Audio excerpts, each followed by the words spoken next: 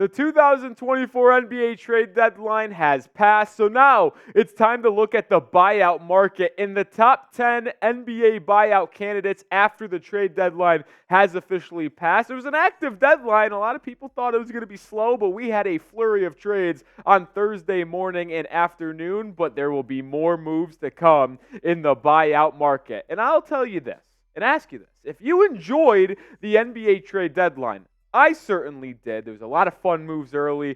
Daniel Gafford, PJ Washington, Bojan Bogdanovic. It slowed down a little bit, but I still enjoyed the trade deadline. If you're with me, hit that like button, like the video for me if you had a lot of fun during our trade deadline coverage.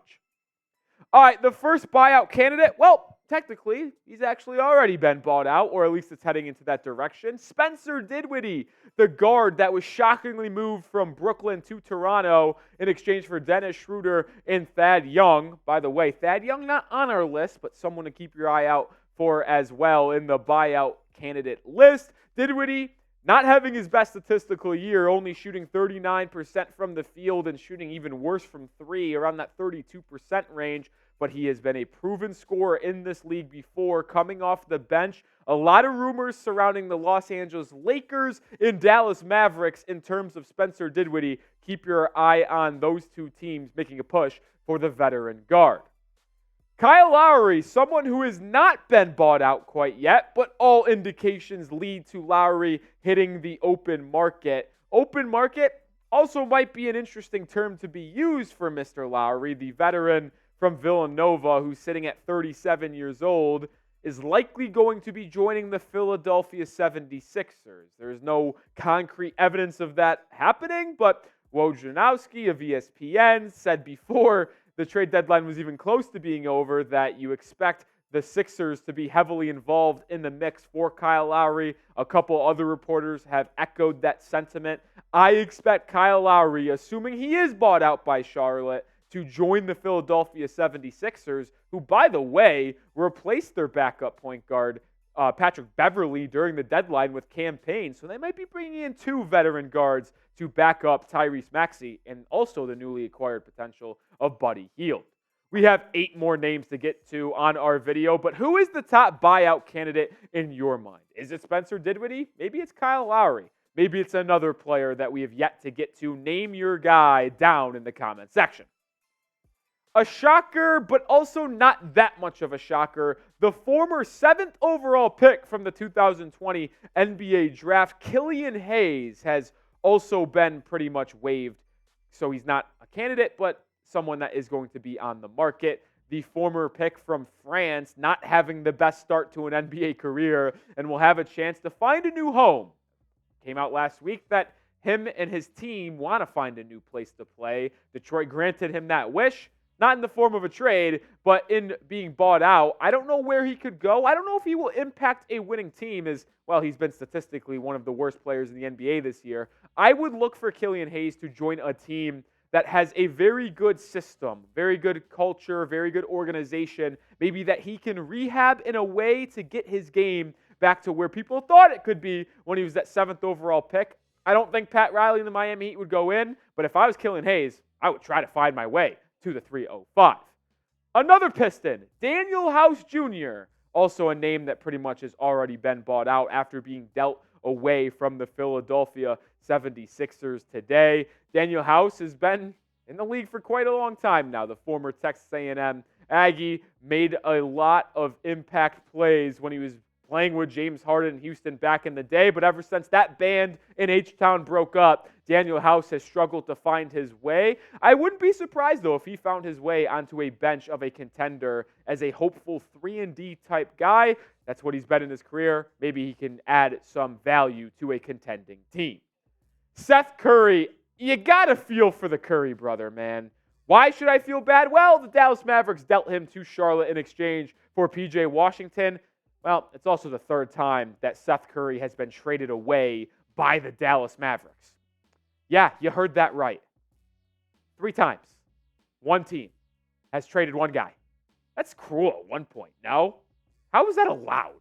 Either way, Seth Curry will likely be finding himself a new home. Whether it be in Charlotte or somewhere else, he still can shoot the pill a little bit. If he gets bought out, I expect a lot of teams to be on the phone trying to get the Curry brother to their organization to provide some veteran leadership and shooting off the bench.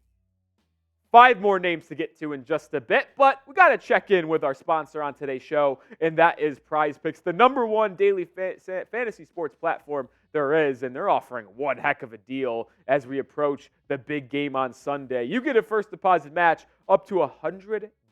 Yes, you heard that correctly when you head to prizepicks.com/CLNS and use code CLNS. Niners, Chiefs facing off for the championship in the NFL this upcoming Sunday.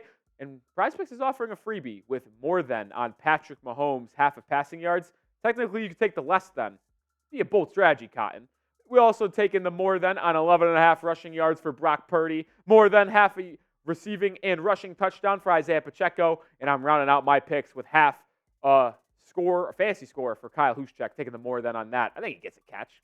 Why not? Let's have some fun with the fullback for San Francisco. There's many other celebrities that you can take picks from. Josh Hart, Meek Mill, Andrew Schultz, many more as well. Prize Picks, the #1 daily fantasy sports app and platform, is daily fantasy made easy. PrizePicks.com/CLNS. Use code CLNS.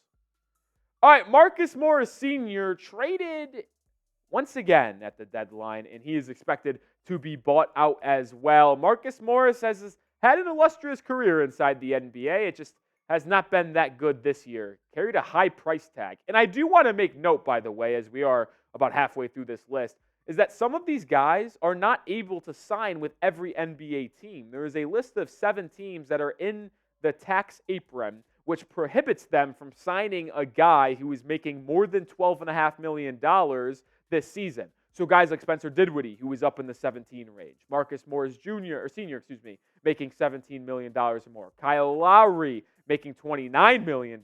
Those guys are ineligible to sign with a handful of teams, most notably the Warriors, Heat, Nuggets, Celtics. There's some other guys as well that are competing for titles but can't sign some of these guys. Marcus Morris Sr. fits that bill. Davis Bertans, another name. This is about the 3rd or 4th Charlotte Hornet you've already seen on the list. They traded away a lot of guys, received some veterans in return with some high salary bills, and are likely to buy them out. And so they could play their young guys, and those veterans can find a new home. Bertans made a living back in the day being a sharpshooter off the bench, has not really found his way, didn't really get a lot of PT for the Thunder this season. Him going to Charlotte in the Gordon Hayward deal. Maybe he's going to be finding a new home to try to bring some size and scoring for a contending team. Size and scoring is the name of the game as we head over to Danilo Gallinari. I tell you what, the Heat and Pat Riley have tried to have Danilo Gallinari on their team for what feels like 5 years now. It feels like Gallinari, if bought out from Detroit, is going to sign with the Miami. I'm just going to go out and call my shot right now. Gallinari could be joining the Miami Heat to give them another guy in the front court alongside Kevin Love off the bench that can space the floor. Not a crazy year for Gallinari. Kind of was done dirty by the Boston Celtics after he suffered a season-ending injury before he even played a game for the Celtics just a year and a half ago, and then was shipped off in the offseason and really hasn't found a home yet. Maybe he will be someone who is bought out and looking for a new team to play on for the postseason. Someone who has had some postseason success and experience in the past, Otto Porter Jr., the former Georgetown Hoyer. I am a big fan of his game. Hasn't really done much this season, but I expect the Jazz, who dealt Kelly Olynyk and Ochai Agbaji to Toronto in exchange for Otto Porter Jr., first-round pick, and another player that is escaping my mind right now. But I would expect Otto Porter Jr. Oh, it was a point guard. Kira Lewis Jr. Nailed it. The former lottery pick from the New Orleans Pelicans who went to Alabama. But Otto Porter Jr., I think, could maybe provide some 3-and-D. Like, his stats don't say he's having a good year. But listen, when you're on the buyout market, usually means you're not doing that many good things because, well, one, a team wouldn't have traded for you, and a team wouldn't have bought you out if you were providing good things. So it's limited pickings over here, I'll say that. Don't leave now here at Chat Sports because we are still going to bring you NBA content for the rest of the regular season, leading up until this postseason for the NBA playoffs, which is shaping up to be a doozy. Will also be the #1 spot for NBA draft coverage and NBA free agency coverage. Don't go anywhere. Continue to hit that sub button and check us out here at NBA Now. Last name on the list in this NBA buyout candidates video, Delon Wright, the guard for the Detroit Pistons. The Hornets and Pistons have shown up here the most, as you can tell. I like Delon Wright, though. Not having a good offensive season, but he has always been someone that just plays at his own pace. Can defend, can get into the paint, find an open shooter. Like, he doesn't get a lot of PT for Detroit, yet still puts up 2.7 assists a night. Delon Wright, I've been a big fan of his game. Just struggling with his shot, I will say that. But he could maybe find himself on a team in the postseason. Delon Wright, last guy on today's video, buyout candidate. Before we head out of here, shout out your favorite team for me down in the comment section. I want to know who you are repping as we head into the second half of the year. All-Star break's a week away. Who is your squad as we head into the break and go into the final stretch of the NBA season? That's going to do it for today's video. Buyout candidates, 10 names that I got my eye out for. If you love the NBA, like this video for me down in the comment section. And like I said at the top, I had fun at the deadline. Hopefully you did too. Smash that like button. I'll see you on the next video. Peace out.